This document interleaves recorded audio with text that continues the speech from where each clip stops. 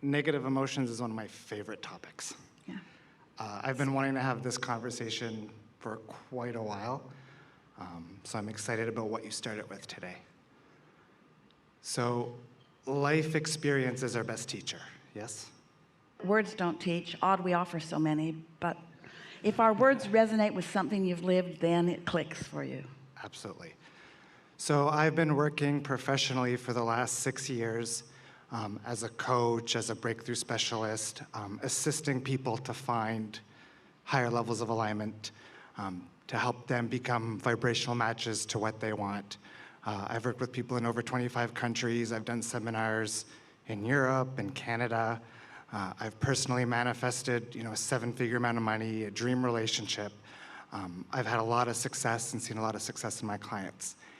And I would say the key to the work that I do and my approach to all of this is to look at what somebody has present in their vibration, in their attraction point, that's preventing their cork from floating, because those are the things that are preventing those high and consistent levels of alignment.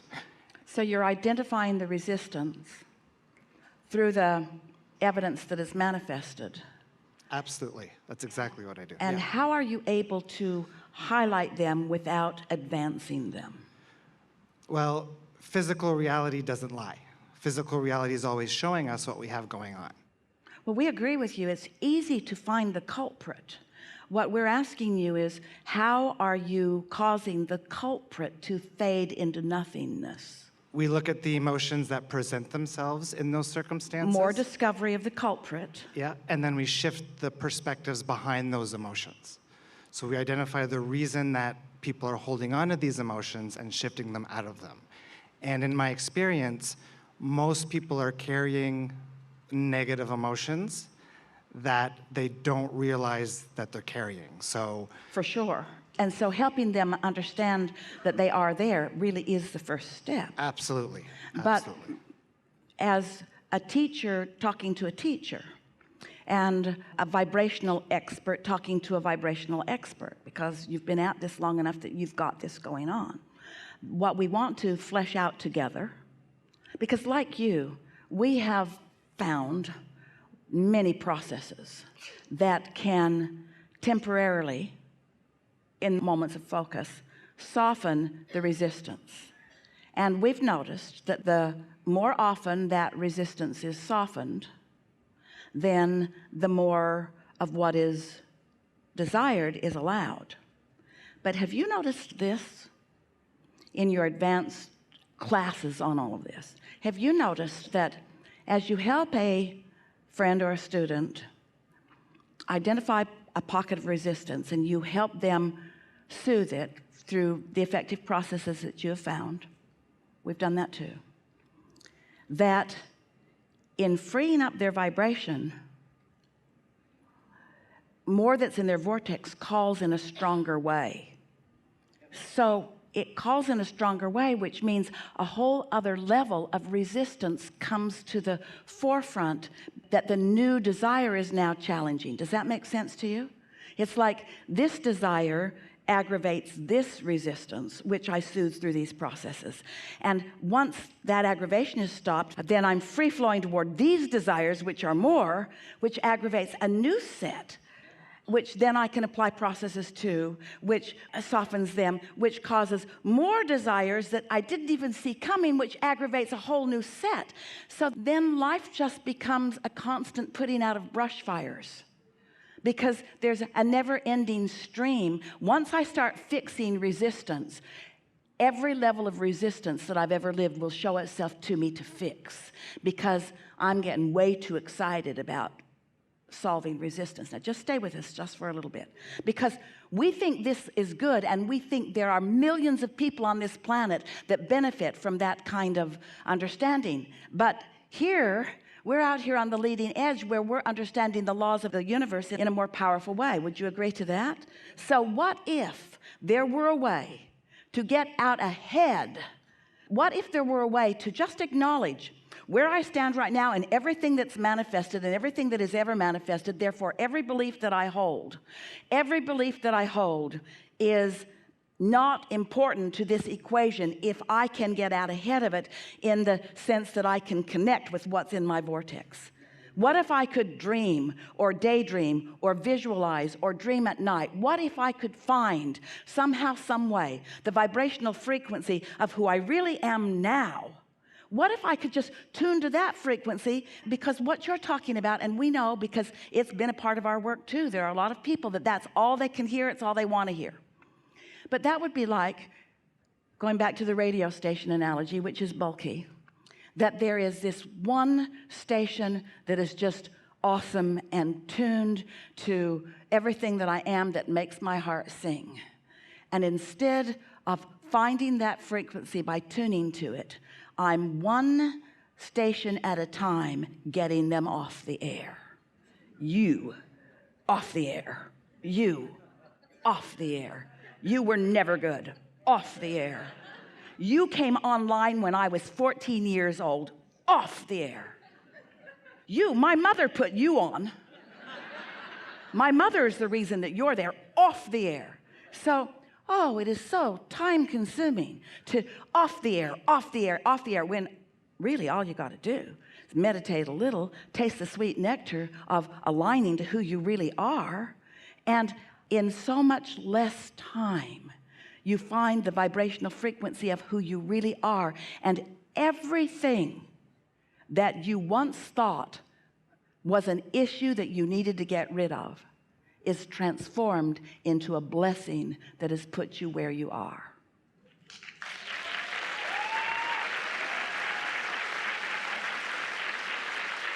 Now, we know for sure you're doing some of that. We know for sure that that is some of the shifting that is taking place. But when you decide to make it your emphasis, because you can show people how to have better life experiences here and there and here and there and here and there, or you can show them how to be who they really are. It's nice to feel a little better. It's ever so much nicer to really know who you are. So we're talking about getting out ahead of it. That's going to be a theme of what we talk about maybe forevermore with our human dear hearts. Getting out ahead of it. And by that we mean getting out ahead of it where your vibrational reality is, getting out ahead of it where your inner being already is, getting out ahead of it in that next vehicle and that next vehicle and that next vehicle where the true thrills are. When you hit yourself over the head with a hammer for a while, it feels really good when you stop. And then you say, that was great success. What did you do? Well, I had this process, and they helped me to understand that that hammer hurts when I hit my head with it. And they showed me how big the hammer is.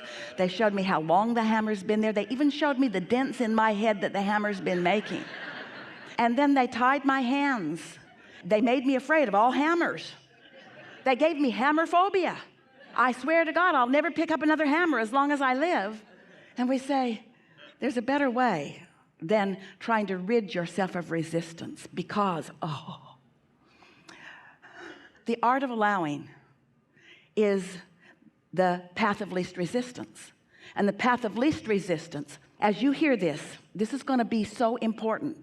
The path of least resistance is the path of most energy flowing. The path of least resistance is the path that your inner being has already flowed along and defined and holding wide open for you. The path of least resistance is the path that your inner being is calling you toward. The path of least resistance. The path of least resistance isn't saying the path of no resistance. It's not saying you got to get rid of all of that stuff, because every time you try to get rid of that stuff, it just squirts out in another way and another way and another way and another way. But the path of least resistance puts it in the true framework. The path of least resistance says to you, negative stuff is okay, it's good too. The path of least resistance says contrast matters to this creative environment in which we are all a part. The path of least resistance gives permission to the resistance to be part of the mix, you see, and gives you the clarity to navigate in the chaos that is possible into the clarity that is what you really own, who you really are. That's our favorite conversation ever.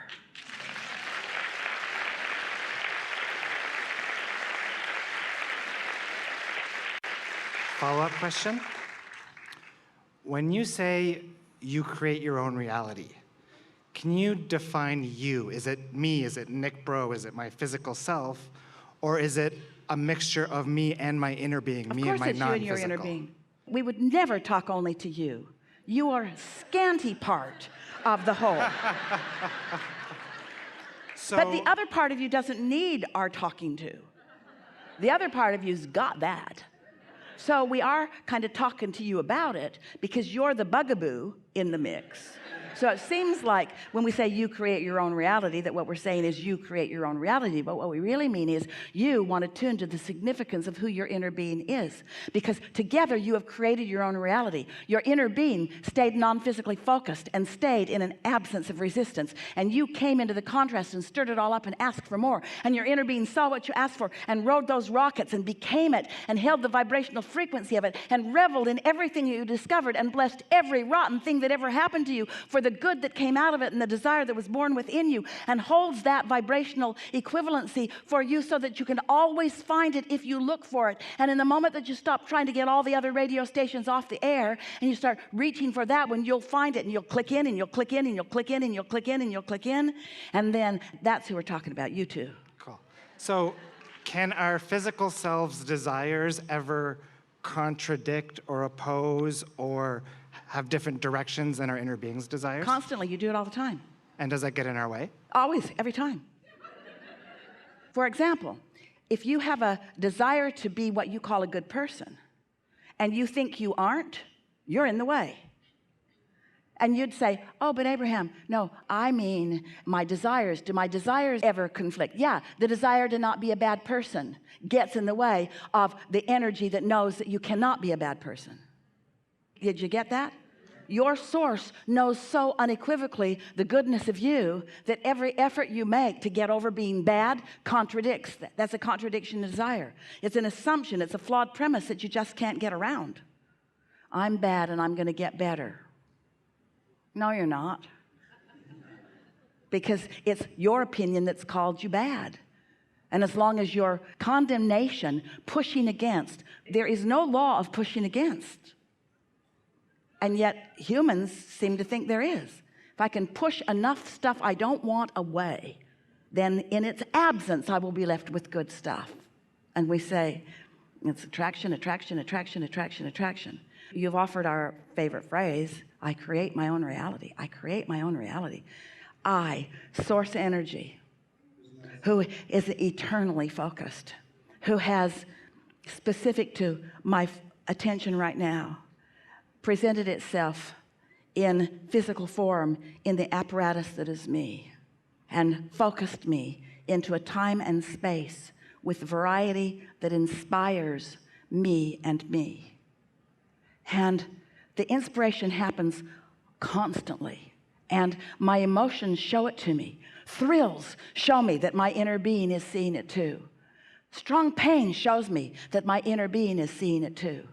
Thrills show me that my inner being is seeing it too, and I am seeing it too. Pain shows me that my inner being is seeing it, but that I'm looking in opposition to it. Very good. We think this is a really good time for a segment of refreshment.